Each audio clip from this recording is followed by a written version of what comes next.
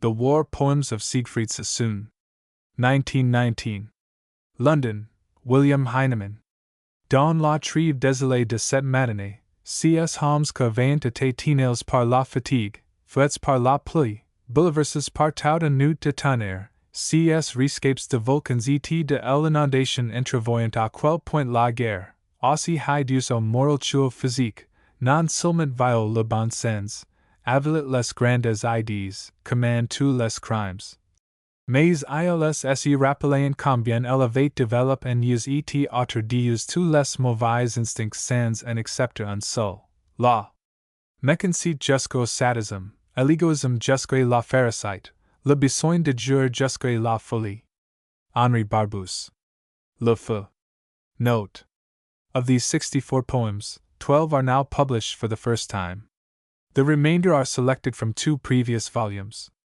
I Prelude, The Troops 11, Dreamers 13, The Redeemer 14, Trench Duty 16, Wirers 17, Break of Day 18, A Working Party 21, Stand 2, Good Friday Morning 24. In the Pink, 25, The Hero 26, Before the Battle 27, The Road 28, 200 years after 29, The Dream 30, At Carnoy 32, Battalion Relief 33, The Dugout 35, The Rearguard 36, I Stood with the Dead 38, Suicide in Trenches 39, Attack 40, Counterattack 41, The Effect 43, Remorse 44, In an Underground Dressing Station 45, Died of Wounds 46, 2, They, 47, Base Details 48.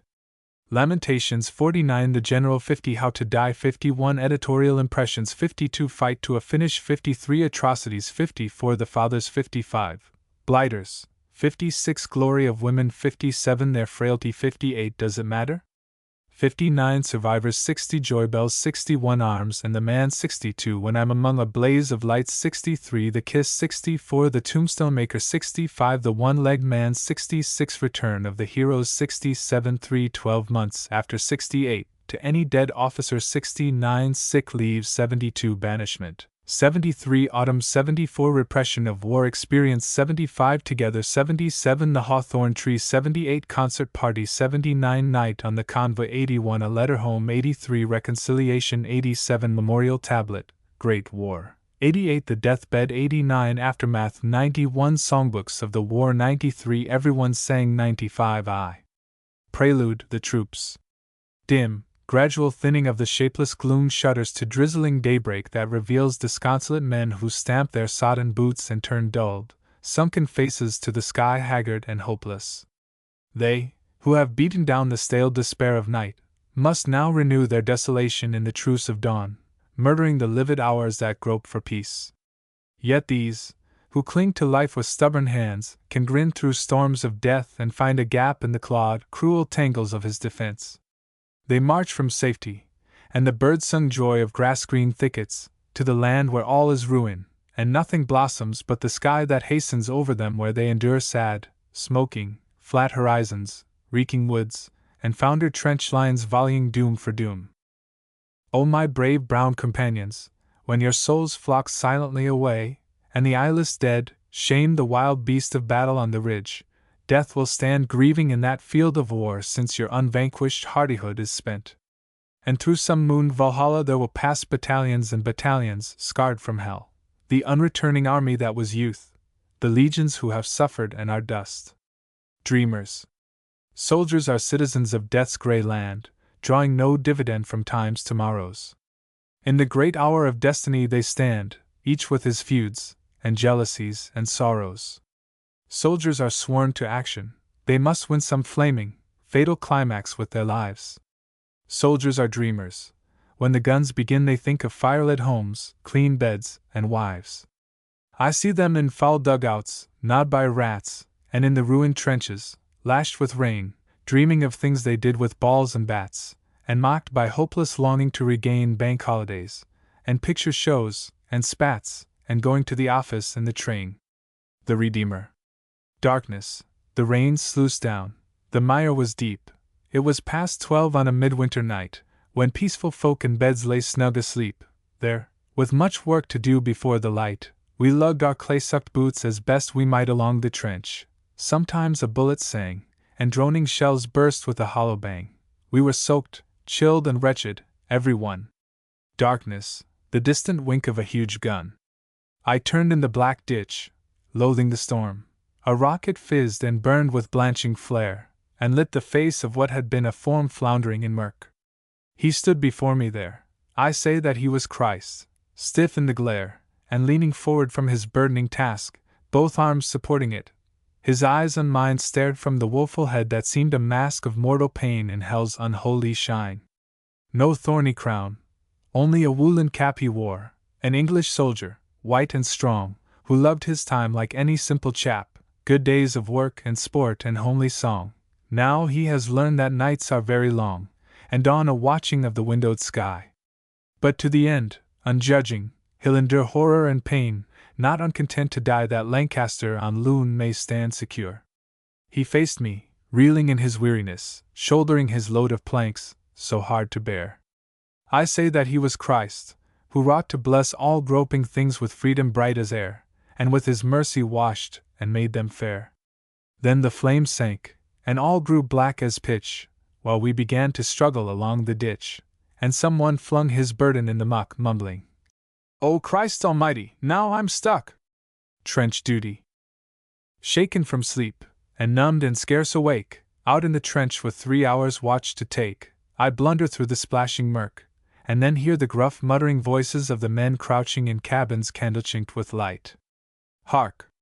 There's the big bombardment on our right rumbling and bumping, and the dark's a glare of flickering horror in the sectors where we raid the Boche. Men waiting, stiff and chilled, or crawling on their bellies through the wire. What? Stretcher bearers wanted? Someone killed? 5 minutes ago I heard a sniper fire. Why did he do it?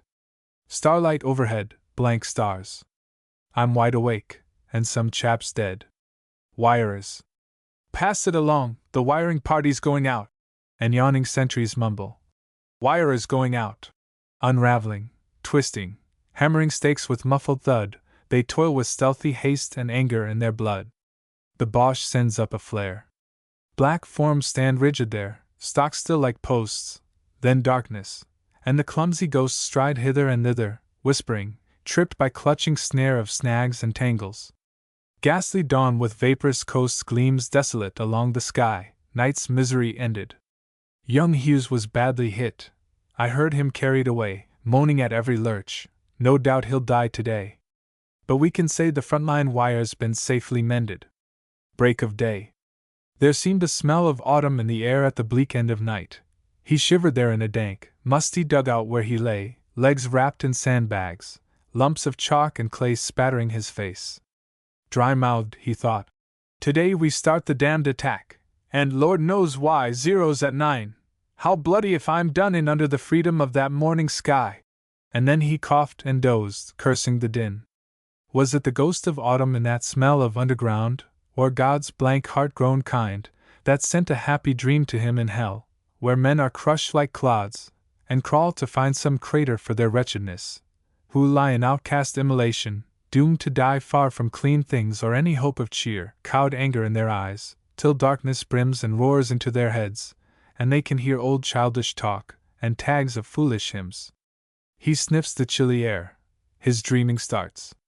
He's riding in a dusty Sussex lane in quiet September. Slowly night departs, and he's a living soul, absolved from pain. Beyond the brambled fences where he goes are glimmering fields with harvest piled in sheaves, and treetops dark against the stars grown pale. Then, clear and shrill, a distant farm-cock crows, and there's a wall of mist along the vale where willows shake their watery-sounding leaves. He gazes on it all, and scarce believes that earth is telling its old peaceful tale. He thanks the blessed world that he was born. Then, far away, a lonely note of the horn.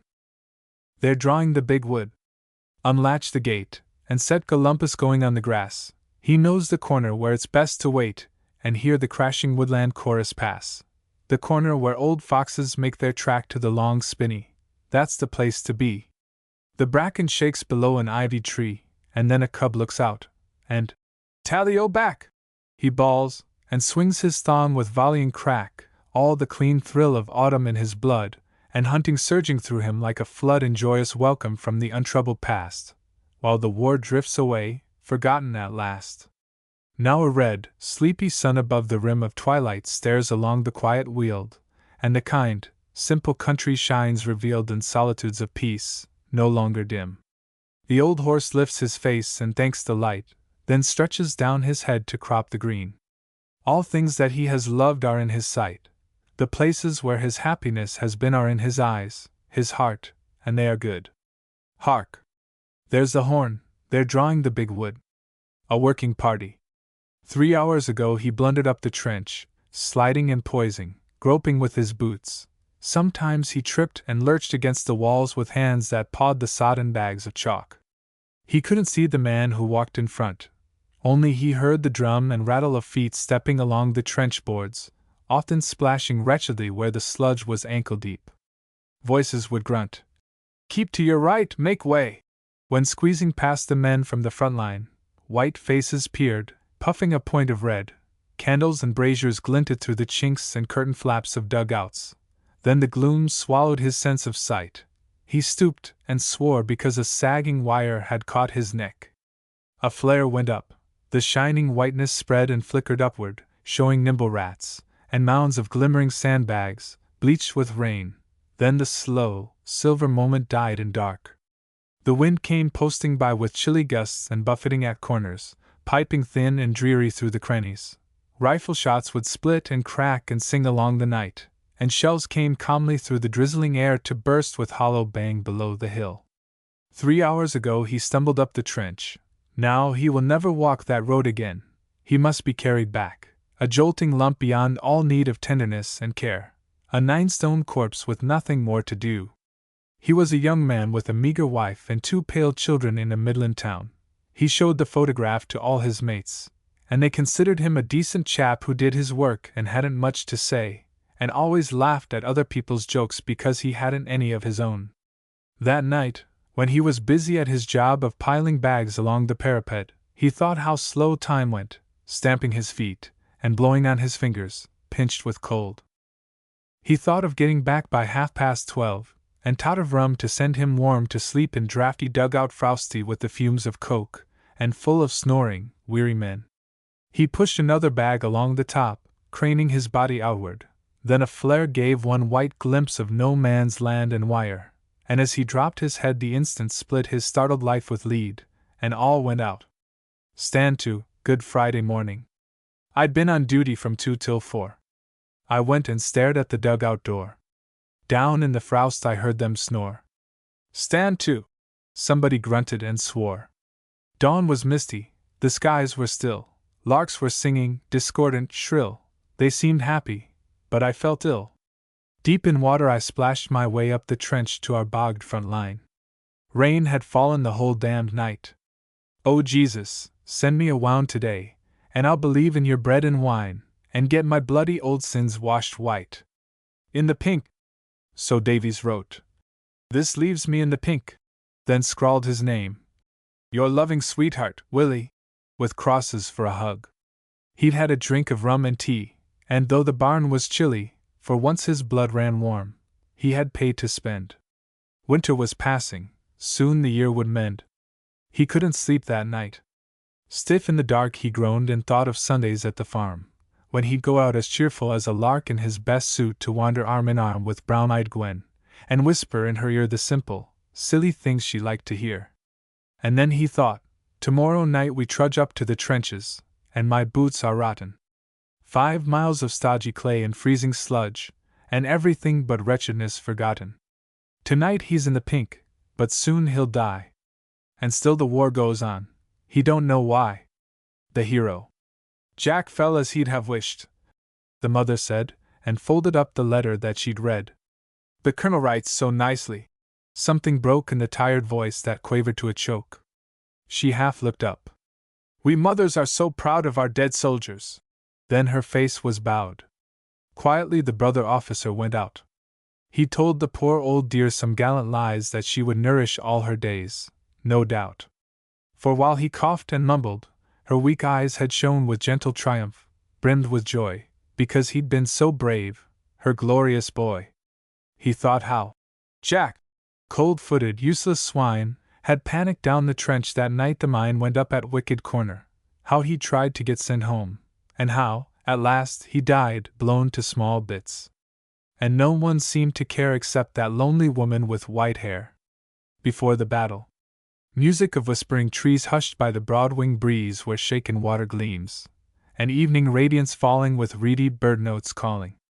Oh, bear me safe through dark, you low-voiced streams.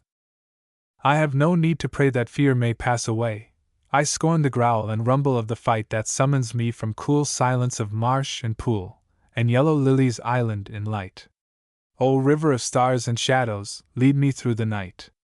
June 25, 1916. The road. The road is thronged with women. Soldiers pass and halt, but never see them. Yet they're here, a patient crowd along the sodden grass, silent, worn out with waiting, sick with fear.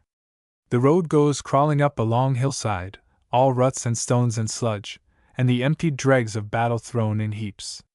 Here where they died are stretched big-bellied horses with stiff legs, and dead men, bloody-fingered from the fight, stare up at cavern darkness winking white. You in the bomb-scorched kilt, poor sprawling jock, you tottered here and fell, and stumbled on, half-dazed for want of sleep. No dream could mock your reeling brain with comforts lost and gone. You did not feel her arms about your knees, her blind caress, her lips upon your head. Too tired for thoughts of home and love and ease, the road would serve you well enough for bed. 200 years after.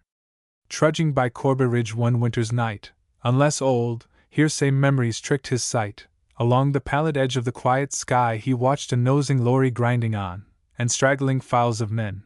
When these were gone, a double limber and 6 mules went by, hauling the rations up through ruts and mud to trench lines digged 200 years ago. Then darkness hid them with a rainy scud, and soon he saw the village lights below. But when he told his tale, an old man said that he'd seen soldiers pass along that hill. Poor, silent things, they were the English dead who came to fight in France and got their fill. The dream eye. Moonlight and dew-drenched blossom, and the scent of summer gardens, these can bring you all those dreams that in the starlit silence fall. Sweet songs are full of odors. While I went last night in drizzling dusk along a lane, I passed a squalid farm. From byre and midden came the rank smell that brought me once again a dream of war that in the past was hidden. 2. Up a disconsolate straggling village street I saw the tired troops trudge. I heard their feet. The cheery QMS was there to meet and guide our company in. I watched them stumble into some crazy hovel, too beat to grumble, saw them file inward, slipping from their backs rifles, equipment, packs. On filthy straw they sit in the gloom, each face bowed to patched, sodden boots they must unlace, while the wind chills their sweat through chinks and cracks. 3. I'm looking at their blistered feet. Young Jones stares up at me, mud-splashed and white and jaded. Out of his eyes the morning light has faded. Old soldiers with 3 winters in their bones puff their damp woodbines, whistle, stretch their toes, they can still grin at me, for each of them knows that I'm as tired as they are. Can they guess the secret burden that is always mine? Pride in their courage, pity for their distress, and burning bitterness that I must take them to the accursed line. 4. I cannot hear their voices, but I see dim candles in the barn. They gulp their tea, and soon they'll sleep like logs. 10 miles away the battle winks and thuds and blundering strife. And I must lead them nearer, day by day, to the foul beast of war that bludgeons life. At Carnoy. Down in the hollow there's the whole brigade camped in 4 groups. Through twilight falling slow I hear a sound of mouth organs, ill-played, and murmur of voices, gruff, confused, and low. Crouched among thistle tufts I've watched the glow of a blurred orange sunset flare and fade, and I'm content. Tomorrow we must go to take some cursed wood. O world God made. July 3, 1916. Battalion Relief. Fall in! Now, get a move on! Curse the rain. We splash away along the straggling village, out to the flat rich country green with June. And sunset flares across wet crops and tillage, blazing with splendor patches. Harvest soon up in the line. Perhaps the war'll be done by Christmas time. Keep smiling then, old son! Here's the canal, it's dusk, we cross the bridge. Lead on there by platoons. The lines glare with shell fire through the poplars. distant rattle of rifles and machine guns. "Fritz is there! Christ, ain't it lively, Sergeant? Is the battle?" More rain, the lightning blinks, and thunder rumbles. "There's overhead artillery," some chap grumbles. "What's all this mob by the crossroad?" The guides "Lead on with number 1. And off they go. 3-minute intervals. Per blundering files, sweating and blindly burdened. Who's to know if death will catch them in those 2 dark miles? More rain. "Lead on, headquarters." "That's the lot." "Who's that?" "Oh, Sergeant Major, don't get shot. And tell me, have we won this war or not?" The dugout. "Why do you lie with your legs ungainly huddled, and one arm bent across your sullen, cold, exhausted face?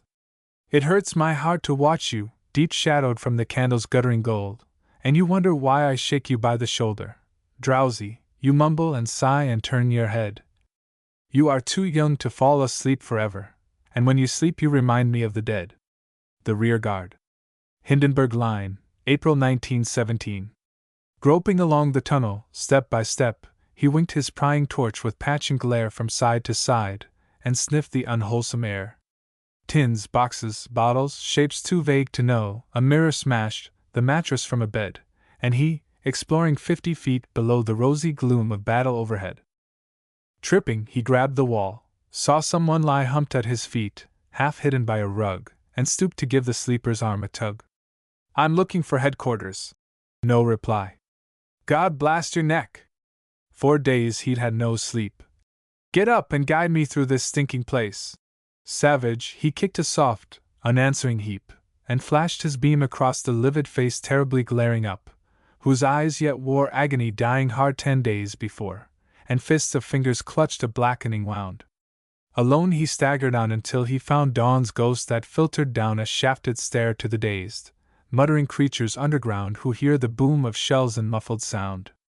At last, with sweat of horror in his hair, he climbed through darkness to the twilight air, unloading hell behind him step by step. I stood with the dead. I stood with the dead, so forsaken and still. When dawn was gray I stood with the dead. And my slow heart said, "You must kill, you must kill, soldier, soldier, morning is red." On the shapes of the slain in their crumpled disgrace I stared for a while through the thin cold rain. "Oh lad that I loved, there is rain on your face, and your eyes are blurred and sick like the plain." I stood with the dead. They were dead, they were dead.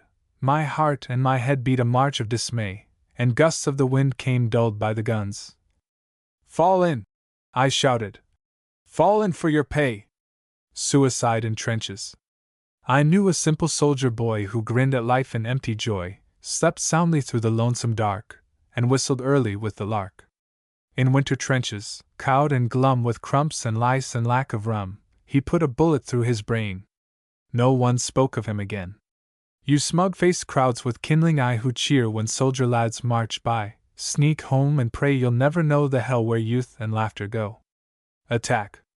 At dawn the ridge emerges massed and done in the wild purple of the glowering sun smoldering through spouts of drifting smoke that shroud the menacing scarred slope, and one by one, tanks creep and topple forward to the wire.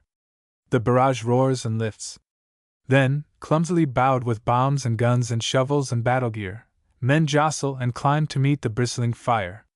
Lines of gray, muttering faces, masked with fear, they leave their trenches, going over the top, while time ticks blank and busy on their wrists, and hope, with furtive eyes and grappling fists, flounders in mud.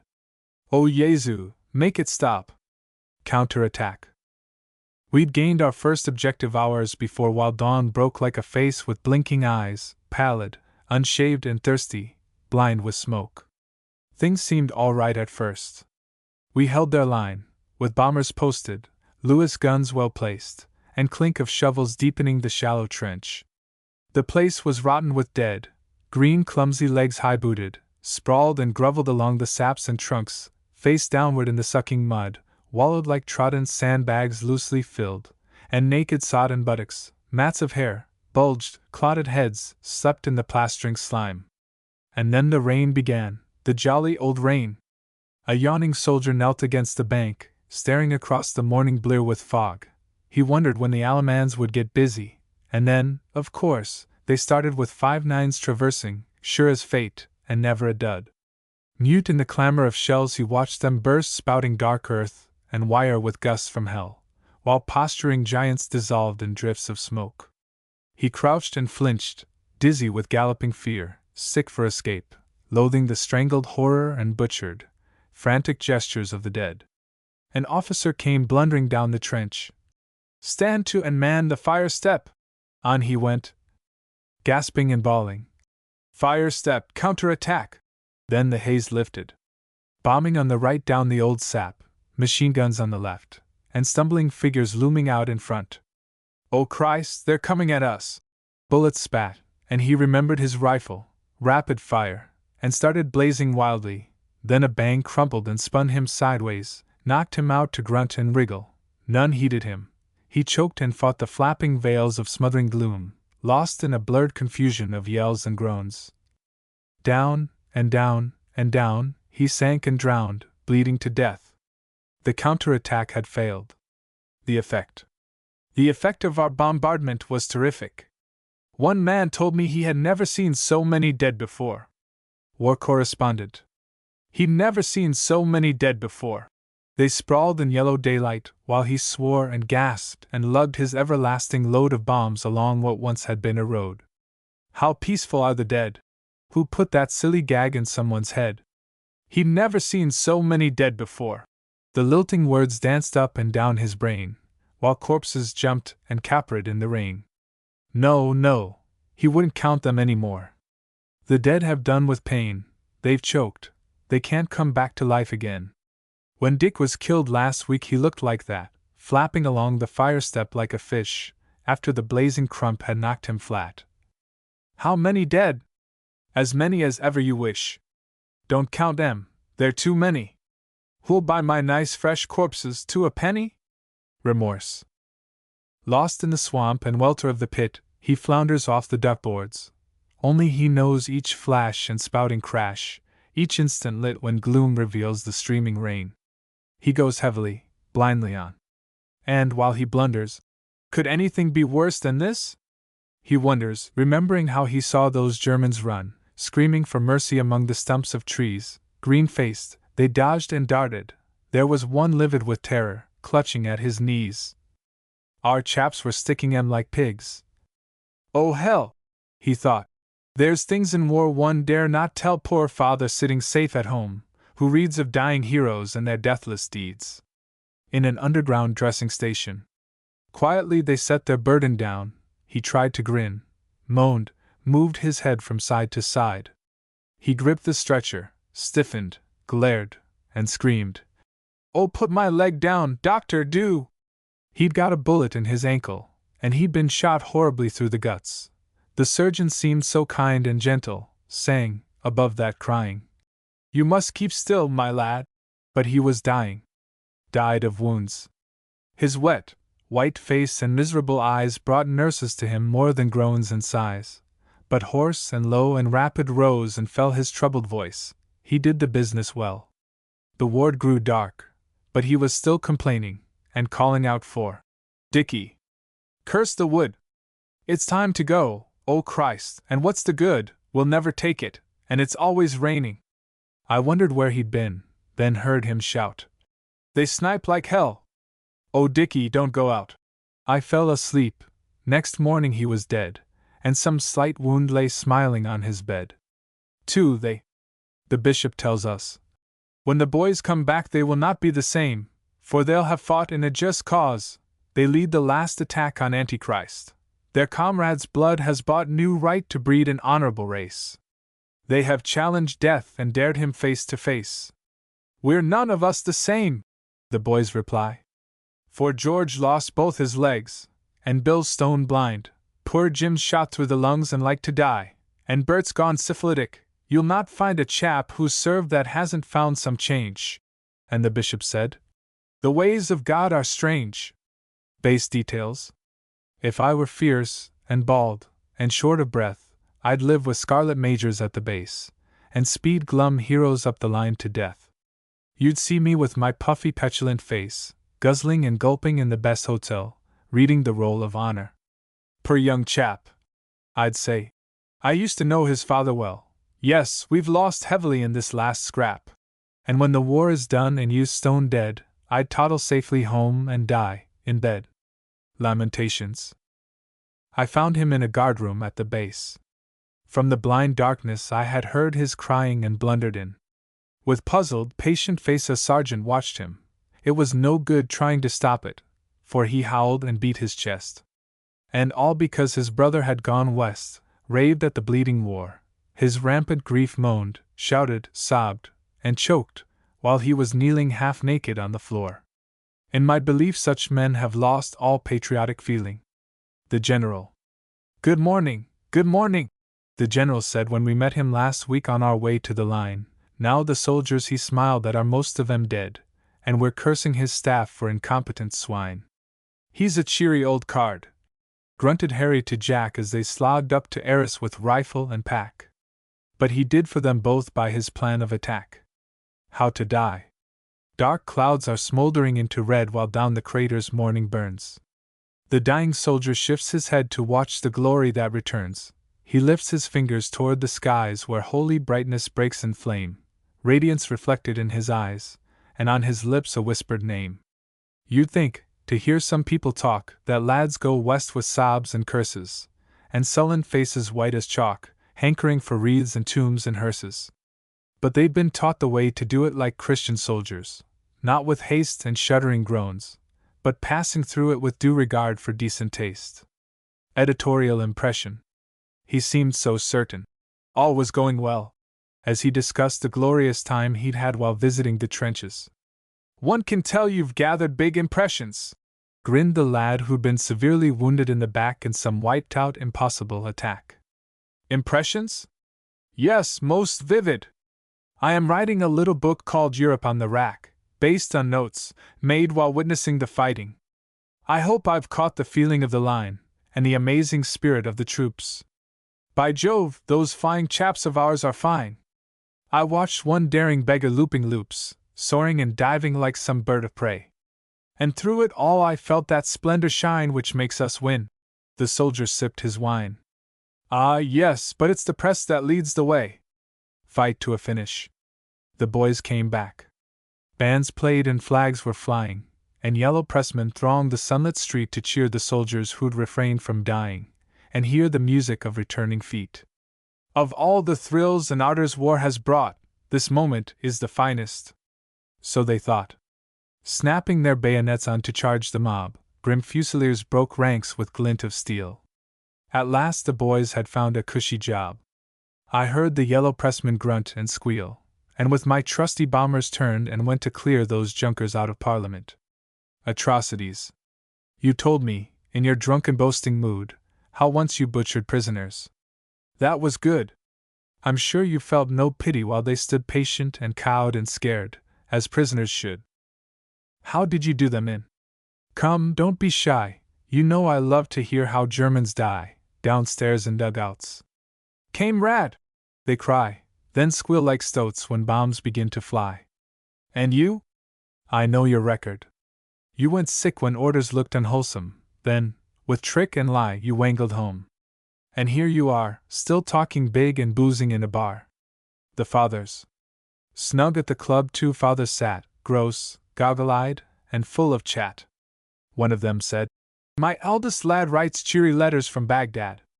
But Arthur's getting all the fun at Arras with his 9-inch gun. Yes, wheezed the other. That's the luck. My boy's quite broken-hearted, stuck in England training all this year. Still, if there's truth in what we hear, the Huns intend to ask for more before they bolt across the Rhine. I watch them toddle through the door, these impotent old friends of mine. Blighters. The house is crammed, tier beyond tier they grin and cackle at the show, while prancing ranks of harlots shrill the chorus, drunk within. We're sure the Kaiser loves the dear old tanks. I'd like to see a tank come down the stalls, lurching to ragtime tunes, or Home, Sweet Home. And there'd be no more jokes in music halls to mock the riddled corpses round Bapaume. Glory of women. You love us when we're heroes, home on leave, or wounded in a mentionable place. You worship decorations, you believe that chivalry redeems the war's disgrace. You make us shells. You listen with delight, by tales of dirt and danger fondly thrilled. You crown our distant ardors while we fight, and mourn our laureled memories when we're killed. You can't believe that British troops retire when hell's last horror breaks them, and they run, trampling the terrible corpses, blind with blood. O German mother dreaming by the fire, while you are knitting socks to send your son, his face is trodden deeper in the mud. Their frailty. He's got a blighty wound. He's safe, and then war's fine and bold and bright. She can forget the doomed and prisoned men who agonize and fight. He's back in France. She loathes the listless strain and peril of his plight. Beseeching heaven to send him home again, she prays for peace each night. Husbands and sons and lovers, everywhere they die, war bleeds us white. Mothers and wives and sweethearts, they don't care so long as he's all right. Does it matter? Does it matter, losing your legs? For people will always be kind, and you need not show that you mind when the others come in after football to gobble their muffins and eggs. Does it matter, losing your sight? There's such splendid work for the blind, and people will always be kind, as you sit on the terrace remembering and turning your face to the light. Do they matter, those dreams from the pit? You can drink and forget and be glad, and people won't say that you're mad, for they'll know that you've fought for your country, and no one will worry a bit. Survivors. No doubt they'll soon get well. The shock and strain have caused their stammering, disconnected talk. Of course they're longing to go out again. These boys with old, scared faces, learning to walk, they'll soon forget their haunted nights, their cowed subjection to the ghosts of friends who died, their dreams that drip with murder, and they'll be proud of glorious war that shattered all their pride. Men who went out to battle, grim and glad, children, with eyes that hate you, broken and mad. Craig Lockhart, October 1917. Joy bells. Ring your sweet bells, but let them be farewells to the green-visted gladness of the past that changed us into soldiers. Swing your bells to a joyful chime, but let it be the last. What means this metal and windy belfries hung when guns are all our need? Dissolve these bells whose tones are tuned for peace. With martial tongue let them cry doom and storm the sun with shells. Bells are like fierce-browed prelates who proclaim that, if our Lord returned he'd fight for us. So let our bells and bishops do the same, shoulder to shoulder with the motor bus. Arms and the man. Young Croesus went to pay his call on Colonel Sawbones, Caxton Hall, and though his wound was healed and mended, he hoped he'd get his leave extended. The waiting room was dark and bare. He had a neat framed notice there above the fireplace hung to show disabled heroes where to go for arms and legs, with scale of price, and words of dignified advice how officers could get them free. Elbow or shoulder, hip or knee, 2 arms, 2 legs, though all were lost, they'd be restored him free of cost. Then a girl guide looked in to say, "Will Captain Croesus come this way?" When I'm among a blaze of lights. When I'm among a blaze of lights, with tawdry music and cigars and women dawdling through delights, and officers at cocktail bars, sometimes I think of garden nights and elm trees nodding at the stars. I dream of a small firelit room with yellow candles burning straight, and glowing pictures in the gloom, and kindly books that hold me late. Of things like these I love to think when I can never be alone. Then someone says, "Another drink?" and turns my living heart to stone. The kiss. To these I turn, in these I trust, brother lead and sister steal. To his blind power I make appeal, I guard her beauty clean from rust. He spins and burns and loves the air, and splits a skull to win my praise, but up the nobly marching days she glitters naked, cold, and fair. Sweet sister, grant your soldier this, that in good fury he may feel the body where he sets his heel quail from your downward darting kiss. The tombstone maker. He primmed his loose red mouth, and leaned his head against a sorrowing angel's breast, and said, "You'd think so much bereavement would have made unusual big demands upon my trade. The war comes cruel hard on some poor folk, unless the fighting stops I'll soon be broke." He eyed the cemetery across the road. "There's scores of bodies out abroad this while, that should be here by rights, they little knowed how they'd get buried in such wretched style." I told him, with a sympathetic grin, that Germans boiled dead soldiers down for fat, and he was horrified. What shameful sin! Oh, sir, that Christian men should come to that! The one-legged man. Propped on a stick, he viewed the august weald, squat orchard trees and oasts with painted cowls, a homely, tangled hedge, a corn-stooped field, with sound of barking dogs and farmyard fowls. And he'd come home again to find it more desirable than ever it was before. How right it seemed that he should reach the span of comfortable years allowed to man. Splendid to eat and sleep and choose a wife, safe with his wound, a citizen of life. He hobbled blithely through the garden gate, and thought, "Thank God they had to amputate." Return of the heroes. A lady watches from the crowd, enthusiastic, flushed, and proud. "Oh, there's Sir Henry Dudster! Such a splendid leader! How pleased he looks! What rows of ribbons on his tunic! Such dignity! Saluting! Wave your flag, now, Frida! Yes, dear, I saw a Prussian general once, at Munich. Here's the next carriage. Jack was once in Legate's corps, that's him. I think the stout one is Sir Godfrey Stummer. They must feel sad to know they can't win any more great victories. Aren't they glorious men? So full of humor. 3 months after. Hullo! Here's my platoon, the lot I had last year. The war'll be over soon. What hopes? No bloody fear. Then, number 7, shun! All present and correct. They're standing in the sun, impassive and erect. Young Gibson with his grin, and Morgan, tired and white, Jordan, who's out to win a DCM some night, and Hughes that's keen on wiring, and Davies, 79, who always must be firing at the Boche front line. Old soldiers never die, they simply fight AY. That's what they used to sing along the roads last spring, that's what they used to say before the push began, that's where they are today, knocked over to a man. To any dead officer. Well, how are things in heaven? I wish you'd say, because I'd like to know that you're all right. Tell me, have you found everlasting day, or been sucked in by everlasting night? For when I shut my eyes your face shows plain, I hear you make some cheery old remark, I can rebuild you in my brain, though you've gone out patrolling in the dark. You hated tours of trenches, you were proud of nothing more than having good years to spend, longed to get home and join the careless crowd of chaps who work in peace with time for friend. That's all washed out now. You're beyond the wire, no earthly chance can send you crawling back, you've finished with machine gun fire, knocked over in a hopeless stud attack.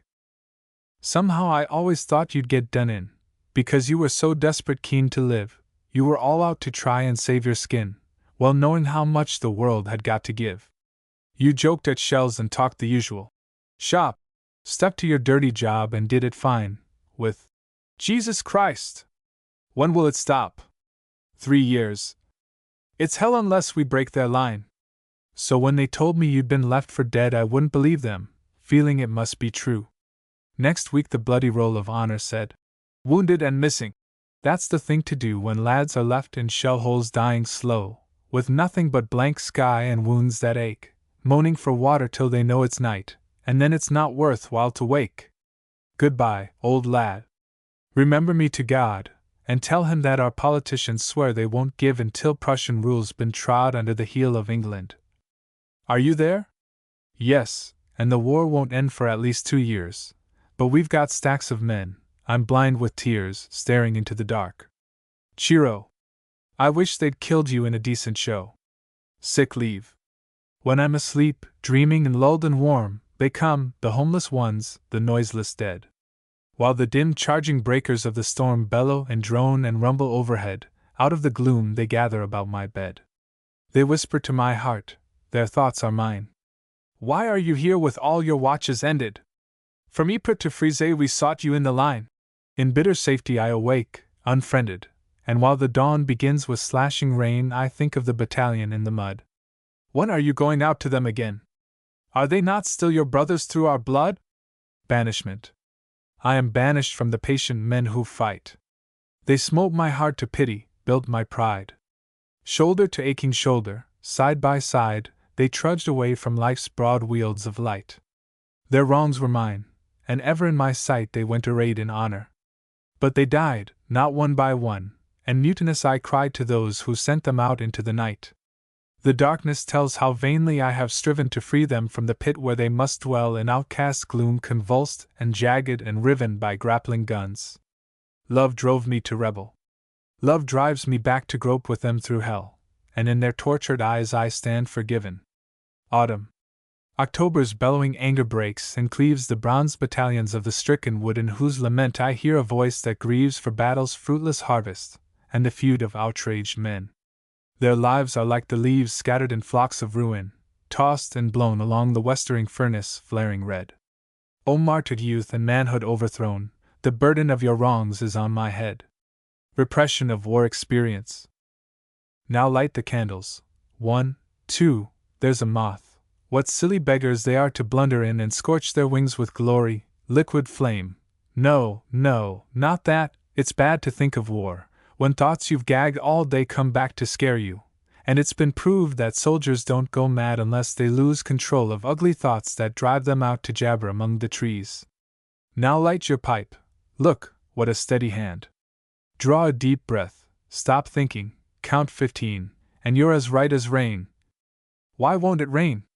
I wish there'd be a thunderstorm tonight, with buckets full of water to sluice the dark, and make the roses hang their dripping heads. Books, what a jolly company they are, standing so quiet and patient on their shelves, dressed in dim brown, and black, and white, and green, and every kind of color. Which will you read? Come on, oh, do read something, they're so wise. I tell you, all the wisdom of the world is waiting for you on those shelves, and yet you sit and gnaw your nails, and let your pipe out, and listen to the silence. On the ceiling there's one big, dizzy moth that bumps and flutters, and in the breathless air outside the house the garden waits for something that delays. There must be crowds of ghosts among the trees, not people killed in battle, there in France, but horrible shapes in shrouds, old men who died slow, natural deaths, old men with ugly souls, who wore their bodies out with nasty sins. You're quiet and peaceful, summering safe at home, you'd never think there was a bloody war on. Oh yes, you would. Why, you can hear the guns. Hark! Thud, thud, thud, quite soft, they never cease, those whispering guns. Oh Christ, I want to go out and screech at them to stop. I'm going crazy, I'm going stark, staring mad because of the guns. Together, splashing along the boggy woods all day, and over brambled hedge and holding clay, I shall not think of him. But when the watery fields grow brown and dim, and hounds have lost their fox, and horses tire, I know that he'll be with me on my way home through the darkness to the evening fire. He's jumped each stile along the glistening lanes, his hand will be upon the mud-soaked reins, hearing the saddle creak, he'll wonder if the frost will come next week. I shall forget him in the morning light, and while we gallop on he will not speak, but at the stable door he'll say good night. The hawthorn tree. Not much to me is yonder lane where I go every day, but when there's been a shower of rain and hedge birds whistle gay, I know my lad that's out in France with fearsome things to see would give his eyes for just one glance at our white hawthorn tree. Not much to me is yonder lane where he so longs to tread, but when there's been a shower of rain I think I'll never weep again until I've heard he's dead. Concert party, Egyptian base camp. They are gathering round, out of the twilight. Over the gray-blue sand, shoals of low-jargoning men drift inward to the sound, the jangle and throb of a piano. Tum-ti-tum, drawn by a lamp, they come out of the glimmering lines of their tents, over the shuffling sand. Oh, sing us the songs of our own land, you warbling ladies in white. Dimness conceals the hunger in our faces, this wall of faces risen out of the night, these eyes that keep their memories of the places so long beyond their sight. Jaded and gay, the ladies sing, and the chap in brown tilts his grey hat, jaunty and lean and pale, he rattles the keys, some actor bloke from town. God send you home. And then, a long, long trail, semicolon. I hear you catting me. And Dixieland sings slowly, now the chorus, one by one we hear them, drink them, till the concert's done. Silent, I watch the shadowy mass of soldiers stand silent, they drift away, over the glimmering sand. Kantara, April, 1918. Night on the convoy, Alexandria, Marseilles. Out in the blustering darkness, on the deck a gleam of stars looks down. Long blurs of black, the lean destroyers, level with our track, plunging and stealing, watch the perilous way through backward racing seas and caverns of chill spray. One sentry by the davits, in the gloom stands mute. The boat heaves onward through the night. Shrouded is every chink of cabin light, and sluiced by floundering waves that hiss and boom and crash like guns, the troop ship shudders, doom. Now something at my feet stirs with a sigh, and slowly growing used to groping dark, I know that the hurricane deck down all its length is heaped and spread with lads in sprawling strength, blanketed soldiers sleeping. In the stark danger of life at war, they lie so still, all prostrate and defenseless, head by head, and I remember Arras, and that hill where dumb with pain I stumbled among the dead. We are going home. The troop ship, in a thrill of fiery chambered anguish, throbs and rolls. We are going home, victims, 3,000 souls. May, 1918. A letter home. To Robert Graves. Here I'm sitting in the gloom of my quiet attic room. France goes rolling all around, fledged with forests May has crowned. And I puff my pipe, calm-hearted, thinking how the fighting started, wondering when we'll ever end it. Back to hell with Kaiser send it, gag the noise, pack up and go, clockwork soldiers in a row. I've got better things to do than to waste my time on you. 2. Robert, when I drowse tonight, skirting lawns of sleep to chase shifting dreams in mazy light, somewhere then I'll see your face turning back to bid me follow where I wag my arms and hollow, over hedges hasting after crooked smile and baffling laughter, running tireless, floating, leaping, down your web-hung woods and valleys, garden glooms and hornbeam alleys, where the glowworm stars are peeping, till I find you, quiet as stone on a hilltop all alone, staring outward, gravely pondering. Jumbled leagues of hillock wandering. 3. You and I have walked together in the starving winter weather. We've been glad because we knew time's too short and friends are few. We've been sad because we missed one whose yellow head was kissed by the gods, who thought about him till they couldn't do without him. Now he's here again. I've seen soldier David dressed in green, standing in a wood that swings to the madrigal he sings. He's come back, all mirth and glory, like the prince in a fairy story. Winter called him far away, blossoms bring him home with May. 4. Well, I know you'll swear it's true that you found him decked in blue striding up through morning land with a cloud on either hand. Out in Wales, you'll say, he marches arm in arm with oaks and larches, hides all night in hilly nooks, laughs at dawn in tumbling brooks. Yet, it's certain, here he teaches outpost schemes to groups of beaches. And I'm sure, as here I stand, that he shines through every land, that he sings in every place where we're thinking of his face. V. Robert, there's a war in France. Everywhere men bang and blunder, sweat and swear and worship chance, creep and blink through cannon thunder. Rifles crack and bullets flick, sing and hum like hornet swarms. Bones are smashed and buried quick. Yet, through stunning battle storms, all the while I watch the spark lit to guide me, for I know dreams will triumph, though the dark scowls above me where I go. You can hear me, you can mingle radiant folly with my jingle. War's a joke for me and you while we know such dreams are true. Reconciliation. When you are standing at your hero's grave, or near some homeless village where he died, remember, through your heart's rekindling pride, the German soldiers who were loyal and brave. Men fought like brutes, and hideous things were done, and you have nourished hatred, harsh and blind. But in that Golgotha perhaps you'll find the mothers of the men who killed your son. November, 1918. Memorial Tablet, Great War. Squire nagged and bullied till I went to fight, under Lord Derby's scheme. I died in hell, they called it Passchendaele. My wound was slight, and I was hobbling back, and then a shell burst slick upon the duckboards, so I fell into the bottomless mud, and lost the light. In sermon time, while Squire is in his pew, he gives my gilded name a thoughtful stare, for though low down upon the list, I'm there. In proud and glorious memory, that's my due. 2 bleeding years I fought in France for Squire. I suffered anguish that he's never guessed. Once I came home on leave, and then went west. What greater glory could a man desire? The deathbed. He drowsed and was aware of silence heaped round him, unshaken as the steadfast walls, aqueous like floating rays of amber light, soaring and quivering in the wings of sleep, silence and safety, and his mortal shore lipped by the inward, moonless waves of death. Someone was holding water to his mouth. He swallowed, unresisting, moaned and dropped through crimson gloom to darkness, and forgot the opiate throb and ache that was his wound. Water calm, sliding green above the weir, water, a skylit alley for his boat, bird-voiced, and bordered with reflected flowers and shaken hues of summer. Drifting down, he dipped contented oars, and sighed, and slept. Night, with a gust of wind, was in the ward, blowing the curtain to a glimmering curve. Night. He was blind.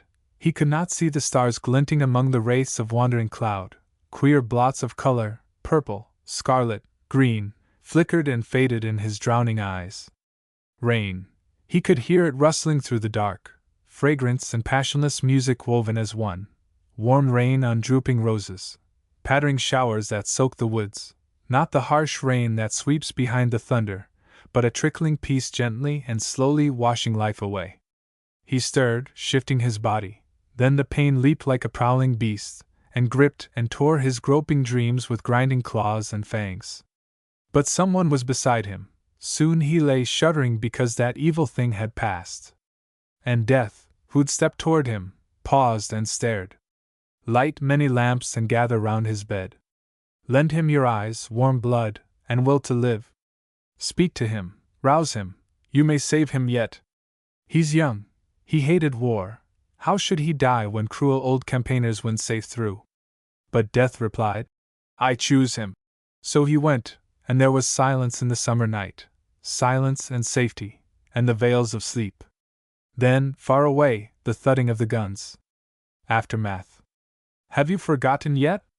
For the world's events have rumbled on since those gagged days, like traffic checked awhile at the crossing of city ways, and the haunted gap in your mind has filled with thoughts that flow like clouds in the lit heavens of life, and you're a man reprieved to go, taking your peaceful share of time, with joy to spare. But the past is just the same, and war's a bloody game. Have you forgotten yet? Look down, and swear by the slain of the war that you'll never forget. Do you remember the dark months you held the sector at Mammoth's, the nights you watched and wired and dug and piled sandbags on parapets? Do you remember the rats, and the stench of corpses rotting in front of the front-line trench, and dawn coming, dirty white, and chill with a hopeless rain? Do you ever stop and ask, is it all going to happen again? Do you remember that hour of din before the attack, and the anger, the blind compassion that seized and shook you then as you peered at the doomed and haggard faces of your men? Do you remember the stretcher cases lurching back with dying eyes and lolling heads, those ashen-gray masks of the lads who once were keen and kind and gay? Have you forgotten yet? Look up, and swear by the green of the spring that you'll never forget. Songbooks of the War. In 50 years, when peace outshines remembrance of the battle lines, adventurous lads will sigh and cast proud looks upon the plundered past. On summer morn or winter's night, their hearts will kindle for the fight, reading a snatch of soldier song, savage and jaunty, fierce and strong, and through the angry marching rhymes of blind regret and haggard mirth, they'll envy us the dazzling times when sacrifice absolved our earth. Some ancient man with silver locks will lift his weary face to say, war was a fiend who stopped our clocks although we met him grim and gay. And then he'll speak of Haig's last drive, marveling that any came alive out of the shambles that men built and smashed, to cleanse the world of guilt. But the boys, with grin and sidelong glance, will think, poor Grandad's day is done, and dream of lads who fought in France and lived in time to share the fun. Everyone sang. Everyone suddenly burst out singing, and I was filled with such delight as prisoned birds must find in freedom winging wildly across the white orchards and dark green fields. On, and out of sight. Everyone's voice was suddenly lifted, and beauty came like the setting Sunday. My heart was shaken with tears and horror drifted away. Oh, but every one was a bird, and the song was wordless. The singing will never be done. April, 1919.